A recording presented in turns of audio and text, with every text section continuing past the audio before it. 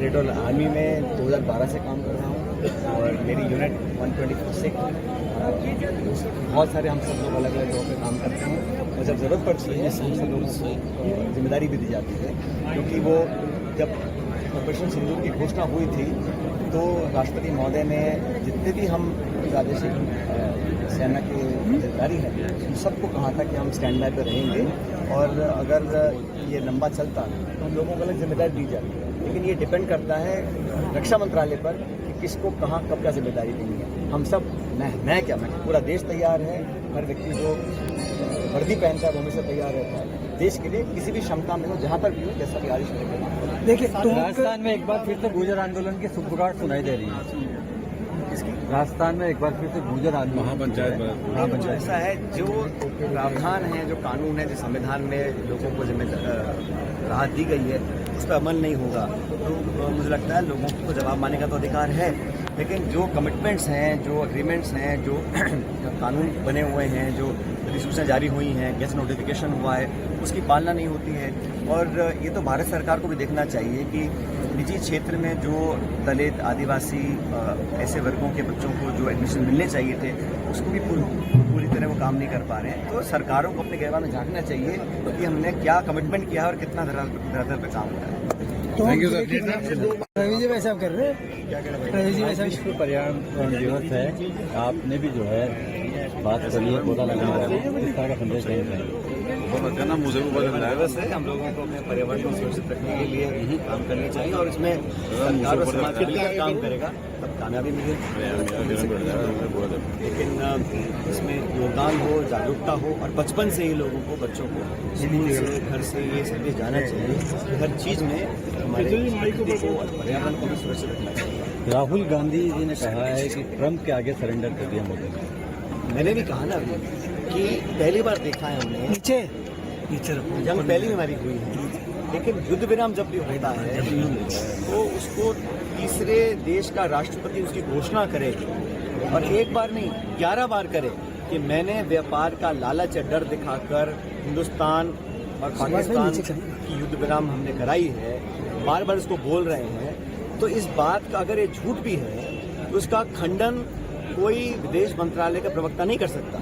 इसका खंडन सरकार के सबसे सर्वोच्च पद से आना चाहिए कि अगर राष्ट्रपति ट्रंप एक बार नहीं अलग अलग देशों में जा रहे हैं और 11 बार इस बात को बोल चुके हैं कि मैंने युद्ध विराम कराया था, मैंने कराया है पहली बार।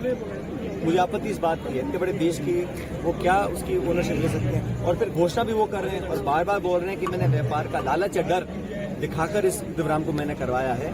इसको मुझे लगता है कि सरकार को अगर इसको सही नहीं मानते हैं तो खंडन करना चाहिए और वो बार बार बोले चले जा रहे हैं। इसका मतलब है सरकार को सफाई देने का समय आ चुका है और देना भी चाहिए।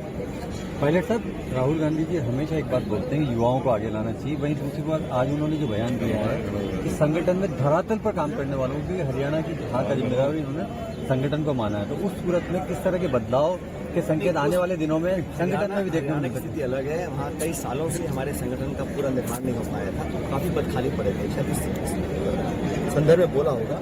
लेकिन ये बात सच है कि संगठन से सरकारें बनती हैं, सरकार से संगठन नहीं बनता है।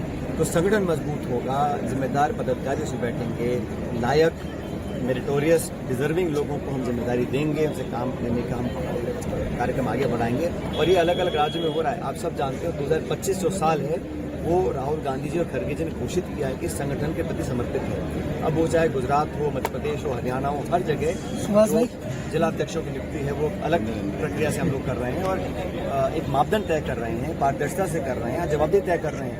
और इस संगठन को अगर हम अच्छी तरह मजबूत करेंगे तो मुझे लगता है इसका लाभ आने वाले कई चुनाव में देखने को मिलेगा। अभी बिहार के चुनाव है, फिर असम केरला के चुनाव है, तो हर जगह ऑर्गेनाइजेशन जो है वो पूरी तरह मेहनत कर रहा है, ताकत दे रहा है आगे बढ़ने का। और जो राहुल जी कह रहे हैं उसमें हम सबको मिलकर अमल भी करें। किरोड़ी लाल मीणा इन दिनों लगातार एक्शन मोड में और नकली खाद के गोदाम लगातार मिल रहे हैं, किस तरह देखते हैं? बड़े दुर्भाग्य की बात है कि इतने बड़े पैमाने पर इस प्रकार के काम चल रहे थे, उसका जो खुलासा भी किया है, मुझे लगता है कार्रवाई भी करनी चाहिए। और ये जो वर्किंग है ये काम शायद गृह मंत्रालय का है या और डिपार्टमेंट करते होंगे, लेकिन वो और विभाग कर रहा है, उससे कुछ लोग असहज भी हो रहे हैं। लेकिन ये राजस्थान के जो हालात हैं उस पर एक आईना दिखाने का काम हो रहा है और प्रदेश में संदेश भी जा रहा है कि जानबूझकर कालाबाजारी, जमाखोरी, मिलावट करने वाले लोगों को कोई ना कोई संरक्षण दे रहा है, क्योंकि बिना संरक्षण के इतने बड़े पैमाने पर इतनी जगह पर इस प्रकार कार्रवाई तो कर नहीं सकता। तो जो हो रहा है वो बड़ा उस पर जांच होनी चाहिए और ये अगर सुर्खियों से बात हट जाएगी और फिर वो लोग बाहर आ जाएंगे या उनको सजा नहीं मिलेगी तो बड़ा गलत होगा। तो उनको ऐसी सजा मिले कि इस प्रकार के कार्य को दोबारा ना कर सके। लेकिन मंत्री जी खुद छापे मार रहे हैं, तो इससे जो और सत्ता के केंद्र हैं इस प्रदेश में बड़े विचलित हो रहे हैं। तो अभी पता नहीं ये किसको एक्सपोज कर रहे हैं, वो चोर बाजारियों को या अपने साथ काम करने वाले। सर देखिए, हनुमान बेनीवाल जो है वो लगातार धरना दे रहे हैं और बेरोजगारों को लेकर वो मांग भी उठाते रहे हैं। दूसरी ओर कन्हैयालाल चौधरी को लेकर भी उन्होंने बीते दिनों कहा कि उनके भी नेता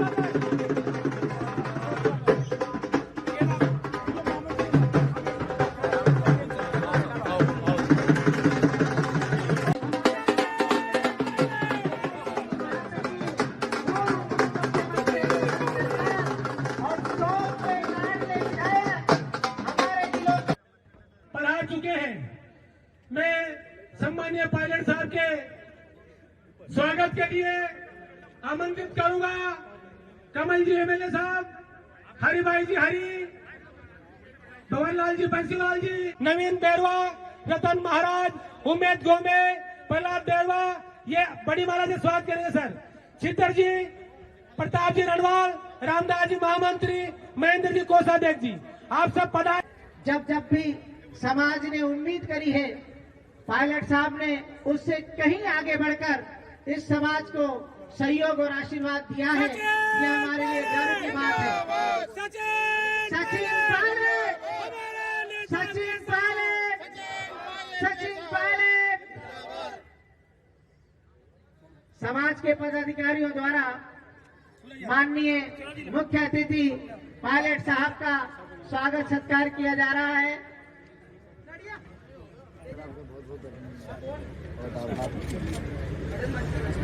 बड़ी श्रेय समाज के प्रति हमेशा से रहा है। जब भी कोई समाज का कार्यकर्ता इनके पास जाता तो कभी भी वो निराश लौटकर नहीं आता है।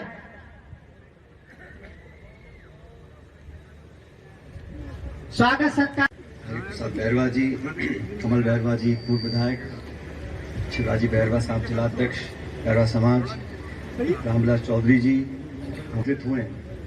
मैं बहुत बहुत आपका धन्यवाद देना चाहता हूं कि आपने कार्यक्रम को आयोजित किया और मुझे आमंत्रित किया। मुझे याद है लगभग साल भर पहले की बात है, आपने रात को कार्यक्रम किया था यहाँ पे। तो अध्यक्ष जी, चुनाव से पहले की बात है, चुनाव से पहले तो अध्यक्ष जी के हाथ पैर ऐसे फूले रहते थे तो हरी भाई के, तो साहब देख लो, ऐसे कर लो, वैसे कर लो। मैंने कहा इत्मीनान से रहो, शांति से रहो, अभी करा लो, जीत के बाद दोबारा करा लेंगे। तो आप टेंशन ले रहे थे, तो मैंने कहा जो मन है आपका बोलो। और ये क्योंकि किसी व्यक्ति विशेष का कार्यक्रम नहीं है, ना ये व्यक्ति विशेष का इसमें कोई निजी स्वार्थ है, और समाज के नौजवानों को, समाज की गतिविधियों को प्रोत्साहित करने के लिए अगर इस प्रांगण का, इस भवन का, इस इमारत का इस्तेमाल होता है तो बहुत अच्छी बात है। और मैं पिछले 20-25 सालों में देख रहा हूं बैरवा समाज के लोगों के अंदर जो जागरूकता बढ़ी है, पढ़ाई बढ़ी है, बच्चे बच्चियां बहुत आगे निकल गए हैं और संगठित होकर समाज हित में क्या काम करने हैं, इसकी जागरूकता और प्रेरणा ये दोनों बहुत जरूरी है। और आज से कुछ समय पहले हालात कुछ और थे, लेकिन आज बहुत कुछ तब्दील हुआ है और मुझे खुशी है कि इस कार्यक्रम में अलग अलग जो समितियां बनी हैं, अलग अलग संगठन बने हैं, सब मिलकर इस काम को करते हैं। और टोंक जिले के अंदर, समाज के अंदर और जो विकास करने की अभी संभावनाएं हैं, उसमें हम लोग कोई कसर नहीं छोड़ेंगे। मैं हर जब कार्यक्रम में जाता हूं, गिरी प्रसाद जी बैठे हैं, अलग से मैंने कहा कि हर गांव में, हर ढाणी में, हर कस्बे में विकास होना चाहिए, लेकिन हमारे जो आदिवासी, दलित, गरीब तबके के जो जहां लोग मकान और उनका निवास है, वहां तक विकास शायद कुछ कम पहुंचा हो, तो उसको पूरा करने के लिए जो कुछ भी संसाधन या जो भी प्रशासनिक कार्रवाई करनी है उसको हम करते रहेंगे। मैं चाहता हूं कि क्योंकि इस कार्यक्रम में आपने मुझे जोड़ा है पिछले साल 2 साल से, तो इस पूरी संस्था का, इस प्रांगण का सोच समझकर विकसित उसका होना बहुत जरूरी है। ऐसे हम लोग संसाधन लगाएं, कमरे निर्माण कर दें, चिनाई कर दें और छोड़ दें, उसका नहीं। इन कमरों में, इस बिल्डिंग के अंदर उसका इस्तेमाल क्या होता है, जो बच्चे बच्चियां शिक्षित हैं, जो कंपटीशन में बैठ सकते हैं, उनके लिए गुणवत्ता वाली कोचिंग यहाँ मिले, बजनस्पत उनको जयपुर जाना पड़े, इस बारे में हमको सोचना चाहिए। उनके रहने के लिए व्यवस्था हो, जो गांव में रहते हैं 20, 50, 100 किलोमीटर दूर, वो आकर यहाँ पर रह सकें, एक हॉस्टल यहाँ बन जाए, उनकी कोचिंग यहाँ पर हो जाए। सामाजिक कार्यक्रमों में, समाज में जो कमियां हैं उस पर हम बैठकर सोचें कि हम कैसे इससे आगे निकल सकते हैं। बहुत सारे सुधार के काम हो सकते हैं, लेकिन मैं चाहता हूं कि इस बिल्डिंग का, इस प्रांगण का एक सोच समझकर आप लोग रूपरेखा बनाएं, उसके इस्तेमाल के लिए आगे की योजना बनाएं और उसको पूरा करने के लिए, अभी एमएलए साहब ठीक कह रहे थे कि एक व्यक्ति नहीं कर सकता, और मैं धन्यवाद देता हूं कि आपने अपने निजी मत से इसमें कुछ पैसा दिया है, हम लोग भी देंगे और भी लोग करेंगे, कोई कमी नहीं है। एक बार लक्ष्य तय हो जाता है, हमें यहाँ पहुंचना है, फिर अपने आप संसाधन जुड़ जाते हैं। अब ये 30-31 लाख रुपए के आपने कमरे बनवाए हम लोगों से, मुझे खुशी है कि घोषणा के बाद इसका आज फीता काटने हम 7 बार आ गए। मैंने कई बार देखा है लोग घोषणा कर देते हैं, फिर वो काम पूरा होता है नहीं होता, उसकी ना चिंता करवाने वाले को है ना करने वाले को होती है। और सेना के शौर्य और पराक्रम और बलिदान पर हम राजनीतिक टिप्पणियां करें, मैं उसे गलत मानता हूं। मैं समझता ऐसा नहीं होना चाहिए, लेकिन समय आ गया कि आतंकवाद को जड़ से उखाड़कर फेंकने की जरूरत है। और सरहद के पार पाकिस्तान में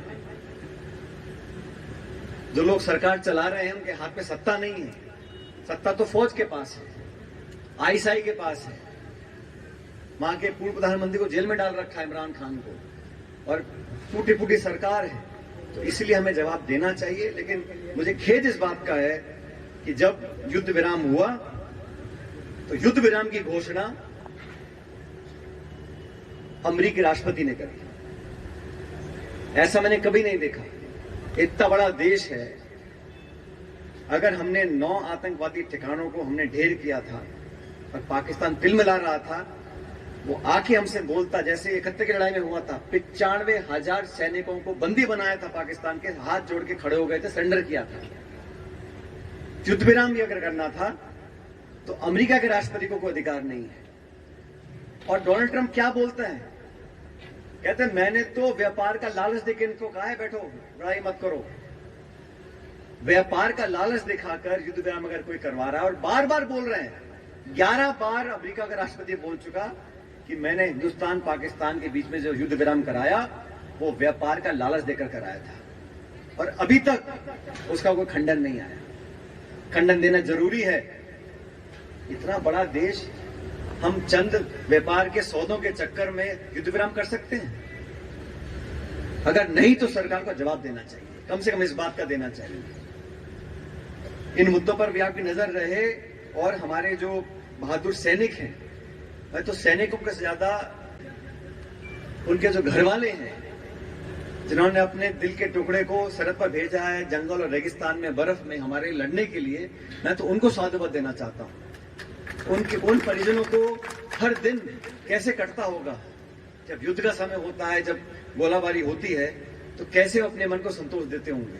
तो मैं तो उन सबको नमन करता हूं, साधुवाद देता हूं, और हम सब मिलकर इस देश में कुछ मुद्दों पर लेकर राजनीति ना करें तो हमारे देश के भविष्य के लिए बेहतर होगा।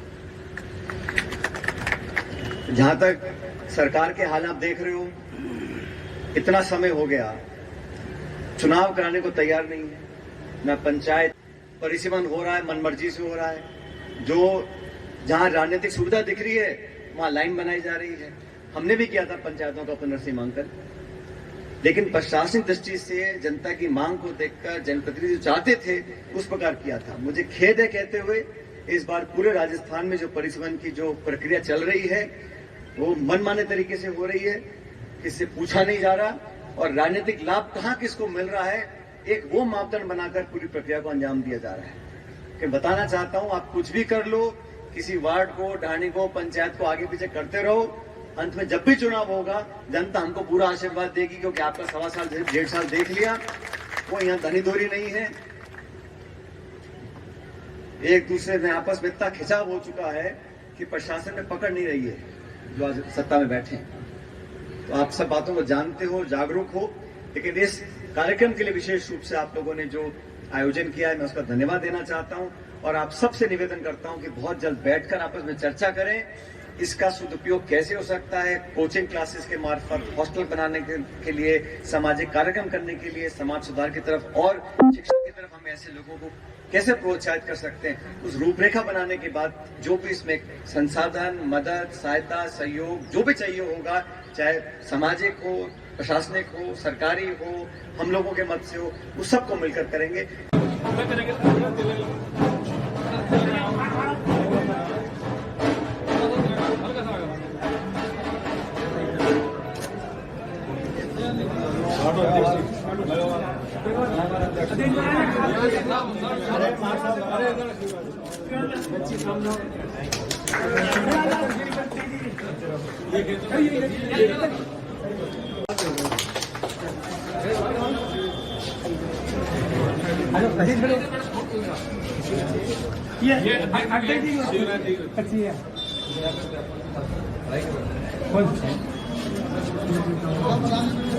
पीछे आओ, थोड़ा जाओ, देखिए पीछे आ जाओ भैया। आज टॉप के अंदर हमारे टॉप के जो विधायक है सचिन जी पहले उनके द्वारा पौधारोपण का प्रोग्राम किया जा रहा है। काफी संख्या के अंदर भीड़ एकत्रित है। एक माँ के नाम पौधारोपण का प्रोग्राम किया गया, आज बहुत ही जोश शोर के साथ में मनाया गया है।